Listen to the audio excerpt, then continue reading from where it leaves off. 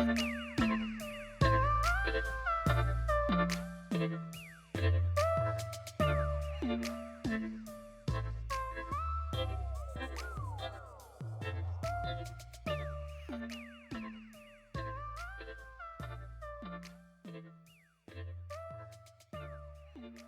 friends, I'm Teresa Morris and welcome to Friends Talking Education.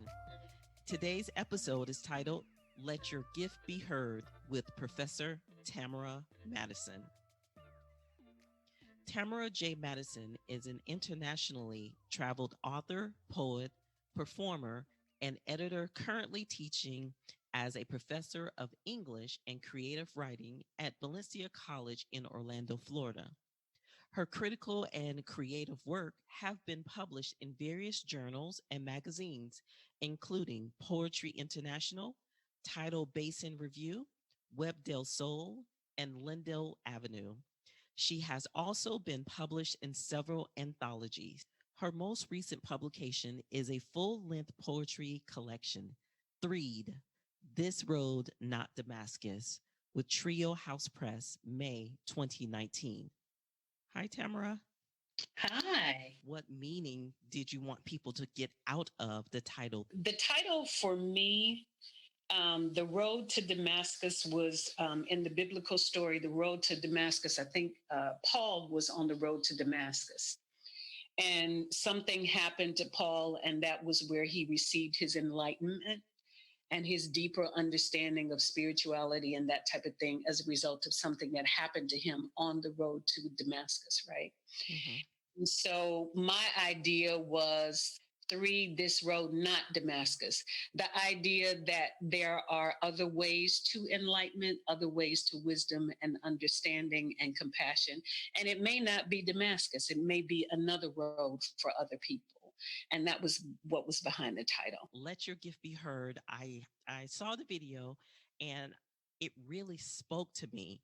And when it spoke to me, let your gift be heard, I said to myself, I really need to get Miss Madison on my podcast because that poem and the rhythm of it really spoke to me as a female, as being strong. And I need to be able to express my gift and be a person who allows others to express their gifts. I'm glad. And that means a lot to me because our stories, and when we share our stories, whatever form it's in, right? Whether it be jokes on the front porch or on the stoop, or a family discussion around the kitchen table, or those whispers during pillow talk, or the stories we share our children, or the story that comes in choreography, or in Kendrick Lamar's lyrics, or in a painting. To me, when people share their stories, it's a way that we share our humanity and our experiences with one another. And I think one of the problems is that, now that we have social media and celebrities, right? I think that there are a lot of people who feel that their stories are not valid because they're not famous. Okay. And so, for example, I've had people come up to me before and say, after listening to you do whatever it is you do, I just feel like I shouldn't write anymore, or I shouldn't, And my first response is always, no, that's not the way this works, right? There might be a room full of 100 people and maybe I reach 90, but who's going to reach the other 10? Right. Those other 10 may not understand my language or my delivery or my examples, or may not appreciate my tone of voice or physical presence or whatever it is. So how is the message going to get to those people? Just like perhaps the road to Damascus got the message across for 90 people, but there might be 10 who need another road, right? Mm-hmm. So I always encourage people to share their stories in whatever form, because they are valid. When we share our stories, it's a way for us to see how much we've grown, where we've come from, where we are, and then to visualize sometimes even where we want to go. We get to track ourselves and our history. It's also a way to embrace other people and let them know that they are not alone, or they're not the only persons that have, dealt with whatever the circumstances they may be dealing with. And so the sharing of stories is just really, really critical. And that's what I think about when I hear let your gift be heard, because through your stories come your wisdom and your experiences and even your sense of humor or your art.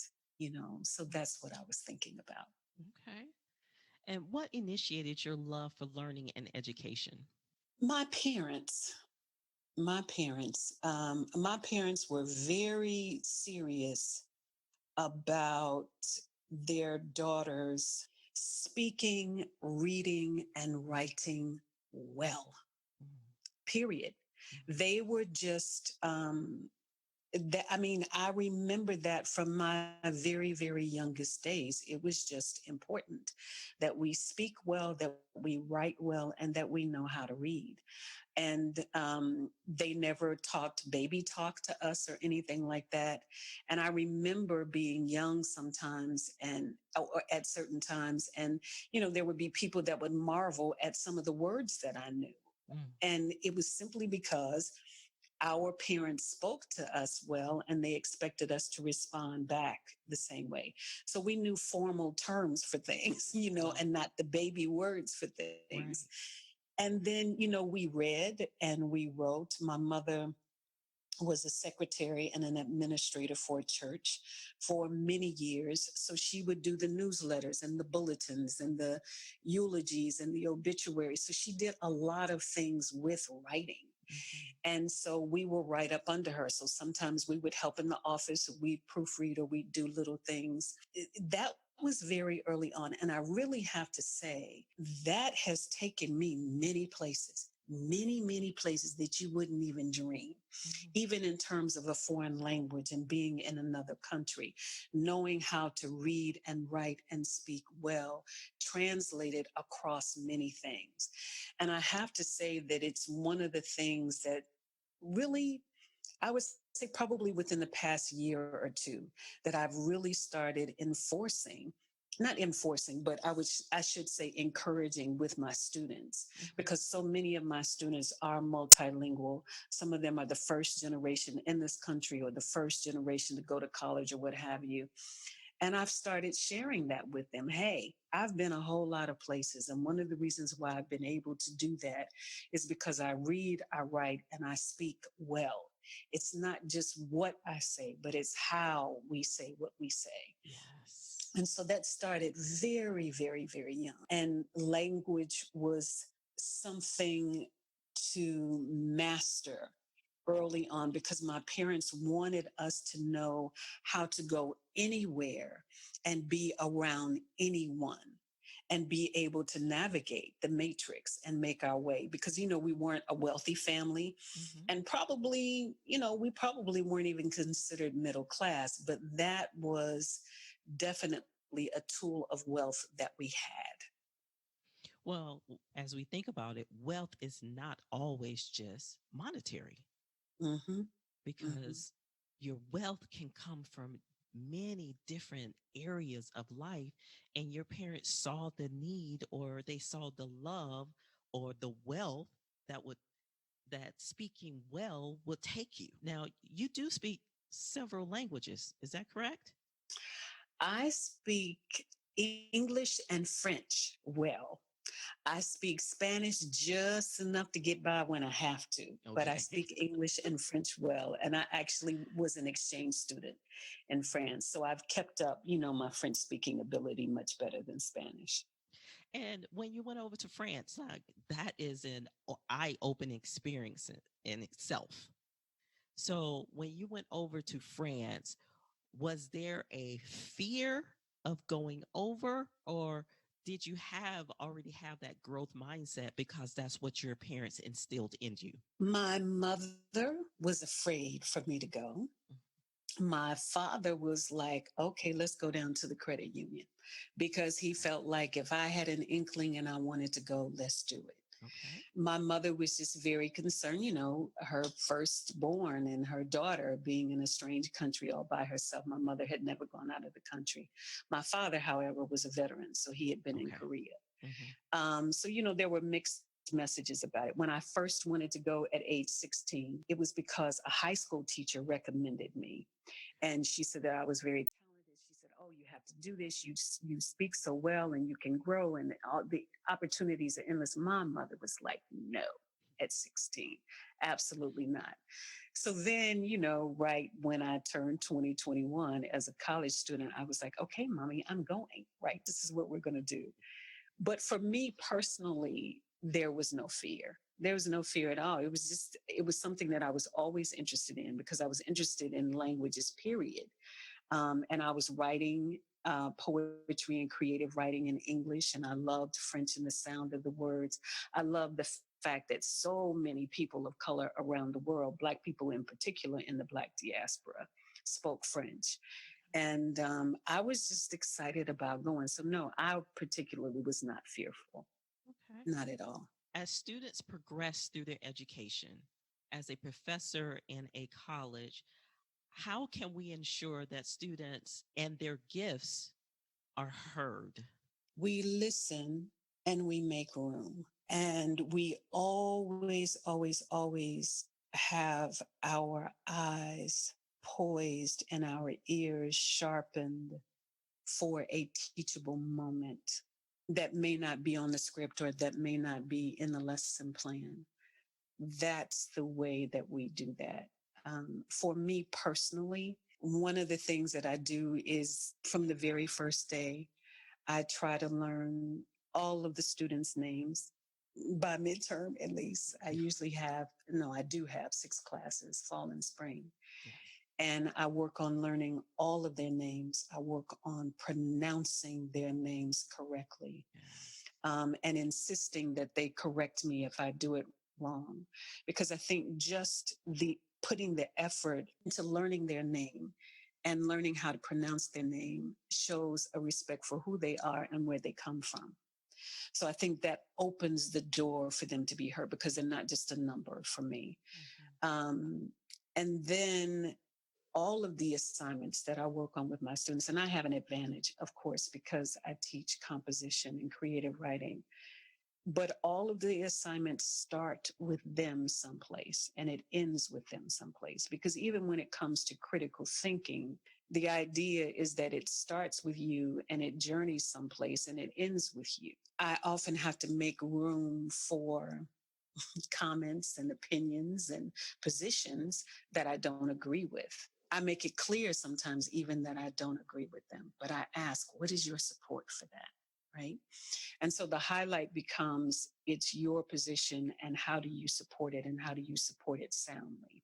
When charging them to do that and stimulating critical thinking, it makes room for them and it makes room for their gifts. And things come off the lesson plan sometimes, or the agenda slightly changes and I have to steer it back.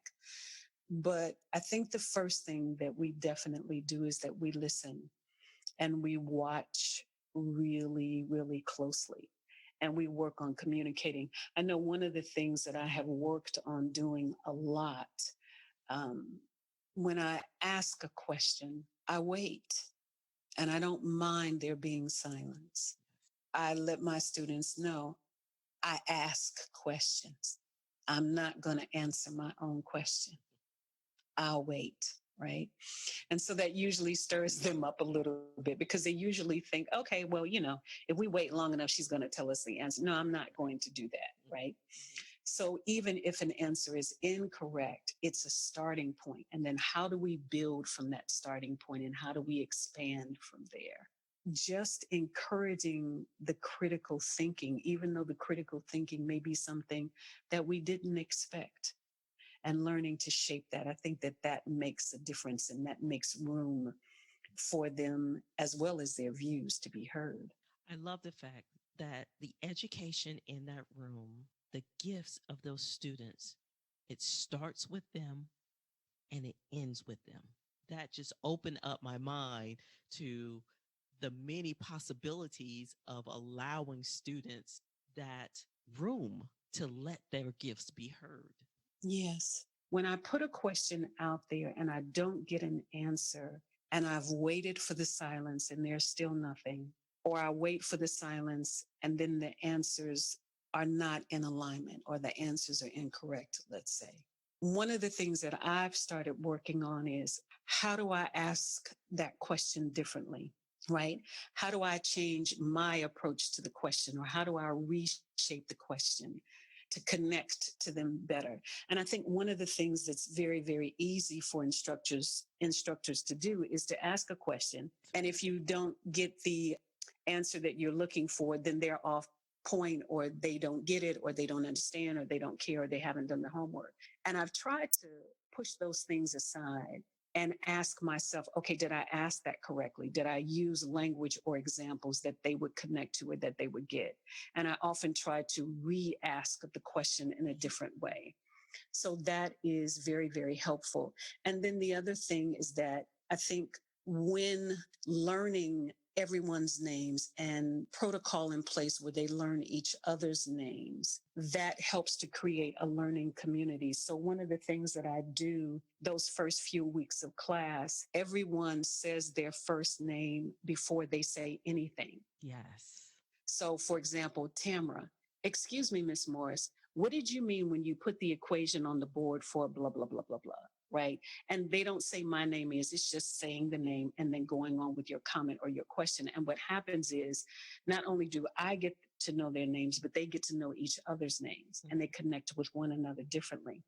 And I try to do a lot of active learning in the classroom. So the idea is to create a learning community where they get to learn, I get to learn from them, and they get to learn from each other as well, because we're all responsible for the learning community. It's not just me. And I think that that makes a difference. And then that too lends to this idea of letting your gift be heard, because your gift might be organization, or your gift might be a great vocabulary, or your gift might be the sense of humor in a moment when the class has gotten a little bit dark with a particular topic. So when we create a learning community where everybody understands that they fit and they are a part of it and they have a responsibility in it, I think that makes a difference as well. I always say we must speak life to one another. Speaking life to me is love of self, integrity, forthcoming, and excellent. How will you be able to live with yourself if you don't do this? Ah, If you never try this, if you never step out there, if you never give it and yourself a chance, 5 years from now, 10 years from now, 20 years from now, how are you going to feel about yourself? And how are you going to feel when you look in the mirror and everything in the mirror is would have, could have, should have? How do you feel? And how will you manage to live with yourself if you don't? Are you really going to be at peace with yourself if you never write that song, or you never write that story, or you never paint that picture, or you never go for that job, or you never take that class that supports a hobby or a special passion? Are you really going to be at peace with yourself? And are you really going to be confident? And are you really going to be clear? Are you really going to feel like the things that you had on your bucket list, so to speak, were taken seriously? I love it. Stepping out and believing in you. Absolutely. And I think, especially when it comes to education as well as parenting, regardless as to what we say and how much advice and experience we have, they're looking at what we do and how we live. Period. Young people know when we are genuinely passionate. They know that when we're happy. They know when we're confident. They know when we really believe in what we do and say. They feel it. It's a light that they connect to. And they also know when we're faking, because they see plenty of that in the world. The greatest gift that we can give to them is continually working on our greatest selves so that they see an example and so that they are inspired and motivated. How do you translate your love of learning to others? My passion in the classroom. That's the reason why I'm so exhausted after school every day. Because I really do get excited about a poem or about a story or when I see a group of students arguing over a concept, or when a student teaches me something about a story or an article that I didn't even realize. And I don't mind showing that and sharing it. I love when that light bulb goes off and they make a connection that they've never made before. Well, Tamara, thank you so much for coming on to Friends Talking Education. Thank you. And remember to remain RTL, ready to learn, love, and live life. Talk with you again soon, friend. Let Your Gift Be Heard can be heard every Monday during Poetic Mondays at 8 p.m. at Three Mask Inc., an African gift shop and community center. And shine, even on the darkest days, even on the darkest nights. What is that light in you that comes from the darkness and shows the darkness the light and how to rebirth itself? Let your gift, let your gift, let your gift be heard. Let your gift, let your gift, let your gift be heard. Let